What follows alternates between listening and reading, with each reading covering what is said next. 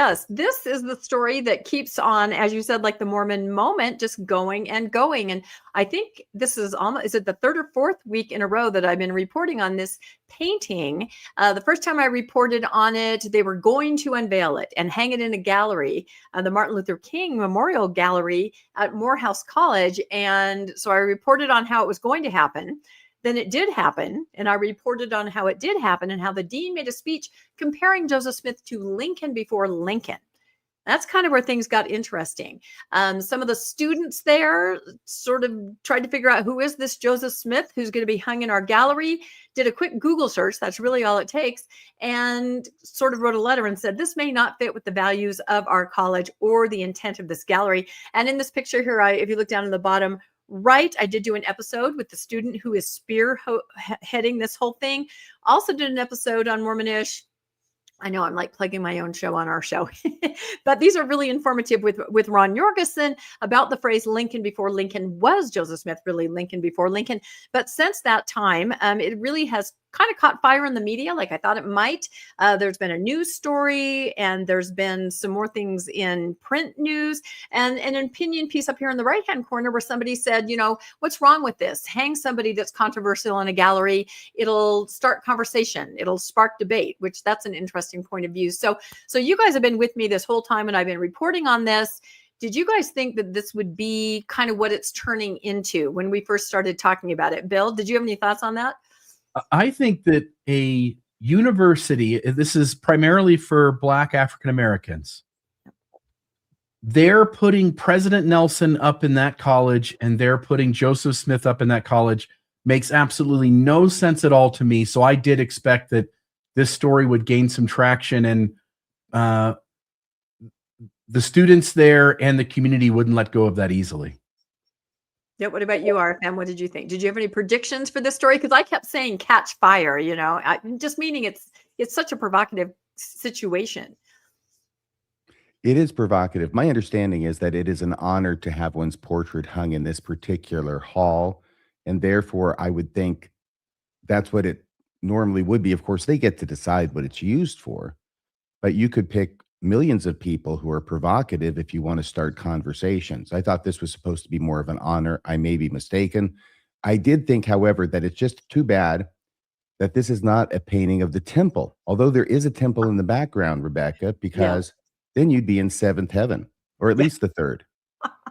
There is a temple in the background, and the artist has said, although Joseph Smith did not live to see this temple completed at Nauvoo, you know, she thought it represented, you know, the focus of his life. So there's a lot of symbolism in that temple painting. And again, that was one of the complaints of the students, is that the dean seemed to have chosen this particular portrait without really letting anybody know what was going on. So this really caught my eye. This is the more recent thing that I saw in the news. Morehouse should not have honored a man who owned slaves and married children.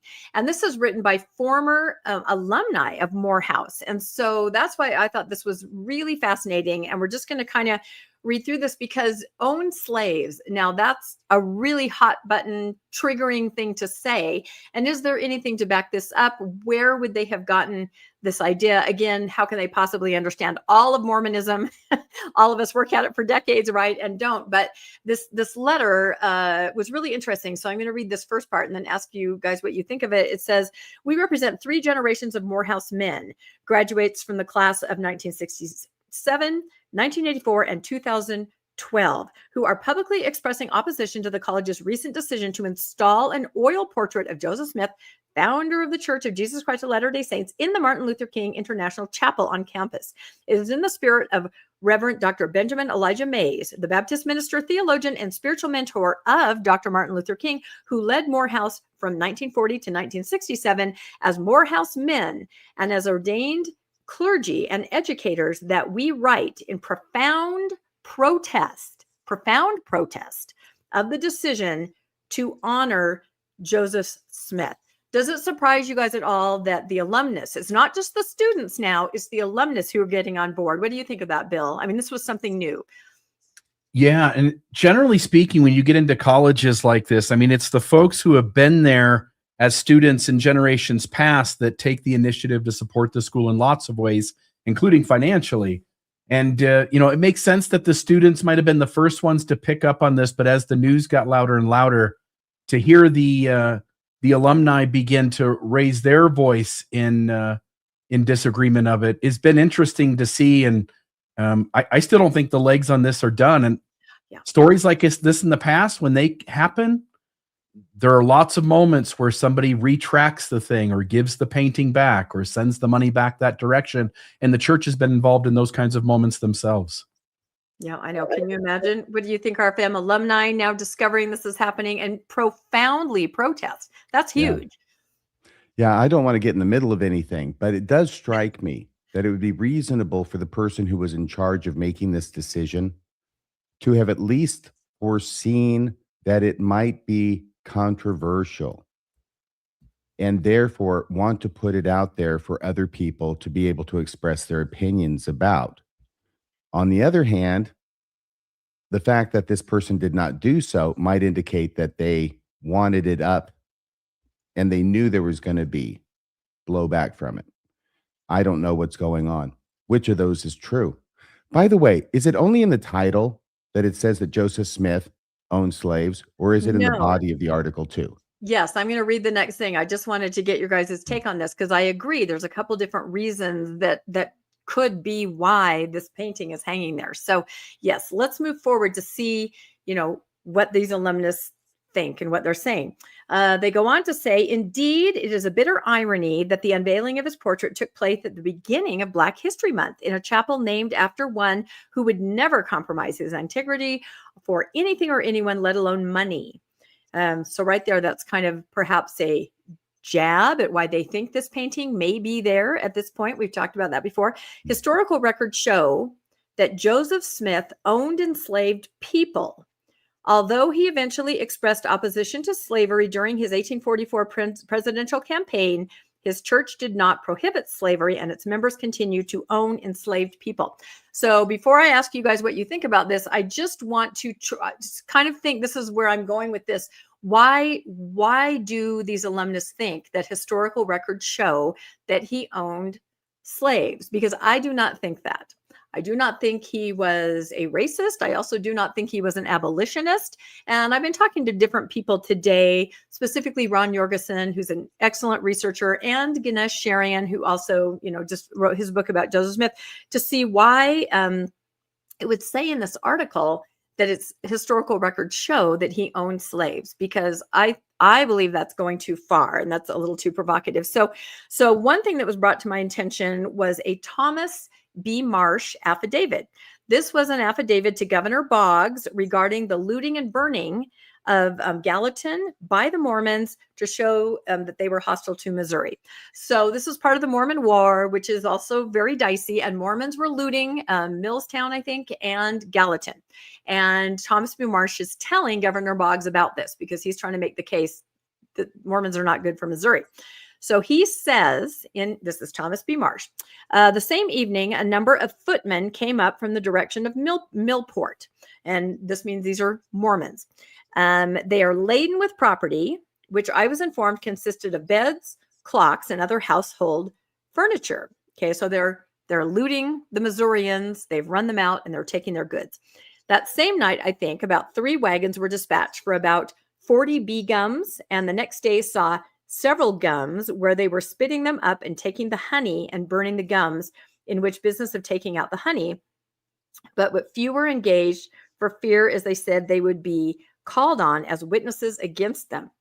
Then Wright returned from Millport and informed Smith that the people were gone. Again, these are the Missourians driven out of the towns, and the property was left. That's the property that they were looting in their wagons. Smith asked him if they had left any of the Negroes for them, and Wright replied no, upon which somebody laughed and said to Smith, "You have lost your Negro then." So that's a very interesting affidavit. I'm going to ask you guys what you think about that. Do you think, Bill, that something like that indicates that Joseph Smith, not proof that he held enslaved people, that he would be on board? Maybe that was something he was looking to do. What do you think that means? Or do you think Thomas Marsh is not a credible source in this? Well, I'll just go back a slide first and just note Historical records show that Joseph Smith owned enslaved people. And then it goes on, and then it says his church did not prohibit slavery and his members continued to own enslaved people. I would just want to note those are two very different things. Yeah. And I don't think the latter reflects on the founder of a religious system upon which members belong to from various places in the United States and overseas. But when we get to the quotes that you just shared, this is the first time I'd seen these. Oh. And I do think it's interesting. You've got, this is Marsh's affidavit to Governor Boggs. I'm intrigued enough that I would want to look further into it. But like you, I've never seen any concrete evidence that Joseph Smith owned slaves. Yeah, I agree. What do you think, RFM? My understanding of the historical record is that Joseph Smith made some statements on both sides of the issue.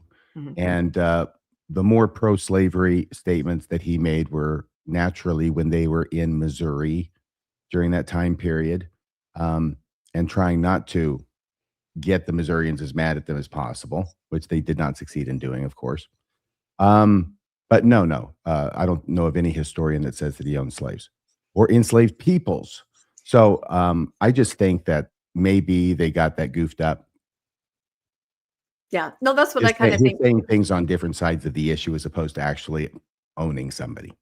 Exactly. And we read more of their article, they kind of say that. But yeah, I think it's good to clear that up because that is not what we're saying. Now, Ganesh had an interesting take on, just perhaps the idea that slavery, was kind of part of the soup of Mormonism. He, of course, talked about Jane Manning James, who was a servant in Joseph's house, and that there may not have been too much of a distinction between servant and slavery. Perhaps at the time that might be confusing. And Jane was later posthumously sealed to Joseph as an eternal servant. Of course, that was Joseph F. Smith years later, i.e. slave. She was asked in her lifetime if she'd like to be sealed as a child to Joseph and Emma, but declined because she later said she didn't understand what that meant.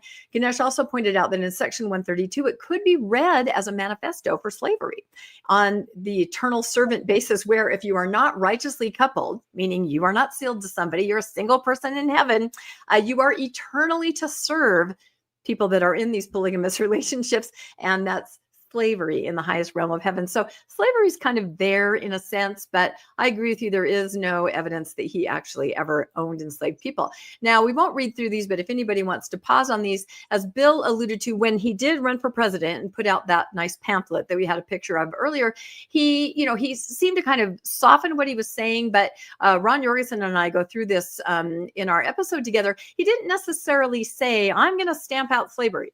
As an abolitionist, he said, I trust the God-fearing people of the South.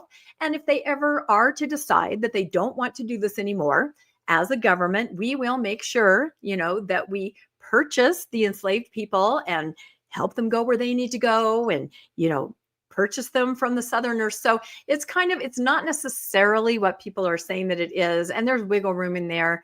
But I think definitely the alumnus here hit it on the head where they said he kind of changed depending on the political scenario and what he needed to say. So any final thoughts on his campaign for president and some of the statements there, Bill?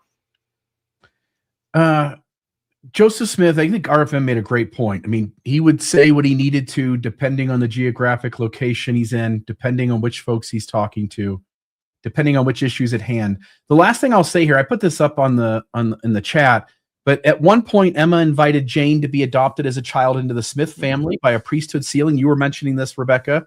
Jane declined, misunderstanding the unfamiliar new practice, but she firmly believed, and I'll continue here in a second, but just to note, the Wikipedia wants to claim that the only reason she declined it was because she was unfamiliar with the new practice. Joseph was practicing all kinds of sealings. Maybe she did know what was going on. Maybe she didn't. But it does end there saying that she firmly believed in Joseph in his prophetic roles. And this is a quote from Eliza Jane Manning James. I did know the prophet Joseph. He was the finest man I ever saw on earth. I was certain he was a prophet because I knew it.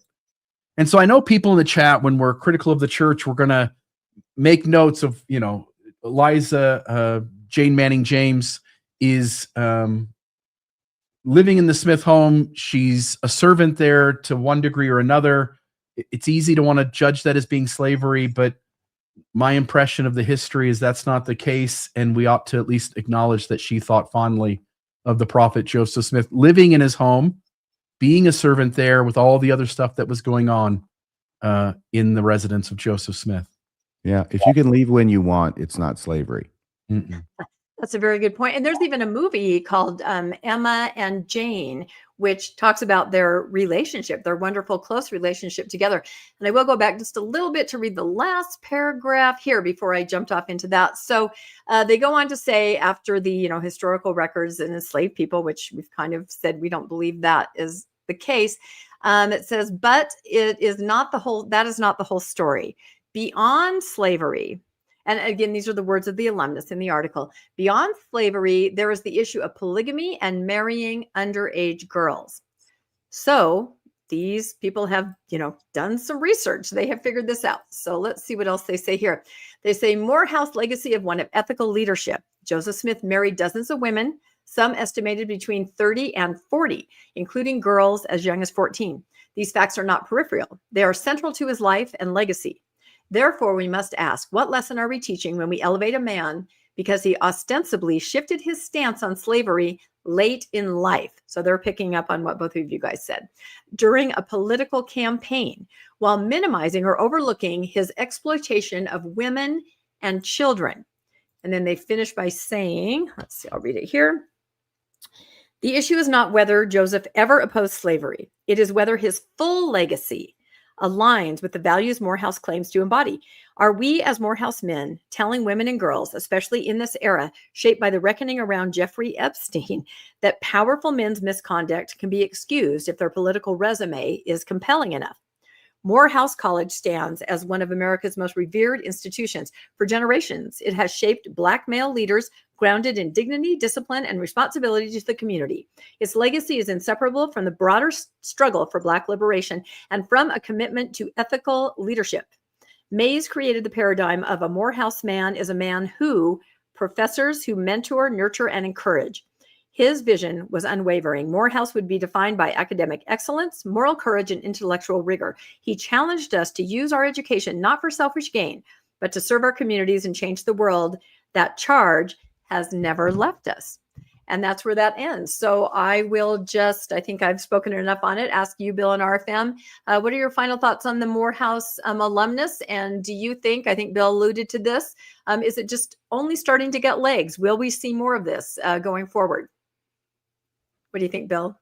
I'll just reiterate that. I don't think this is done. And I think there is still, as people, students and alumni, and maybe other folks who donate to the school begin to continue to raise their voice and new people come forward, it'll be interesting to see what happens. But I don't think this story's over yet. No. And it will depend, of course, on whether they take the portrait down, or is it still not up yet? It is not hung up yet. It's in a holding area, waiting area. They have to move some things over. Right now, President Nelson is right next to Abraham Lincoln. They're going to move President Nelson over, put Joseph Smith right in the middle with Abraham Lincoln on the, that combination there just kind of blows my mind, but they need to make some room because there are hundreds of portraits that they have to shift in order to put that there. Then I will say that it depends on whether they agree and say, you're right, that we're not going to put Joseph Smith's portrait up. And then I don't know, refund whatever money they have to the church. I don't know how that's working behind the scenes, but one suspects there's something going on there. I think that the most powerful part of this opinion piece is the rhetorical question. Are we as Morehouse men telling women and girls that powerful men's misconduct can be excused if their political resume is compelling enough? Yeah. That is the most powerful sentence to me in the entirety of the opinion piece. And I think that sells it unequivocally. I don't know how one argues with that. Yep, I agree. We will watch. And who knows, I may be reporting on this every week if something new comes out. So back to you, Bill. We'll keep watching.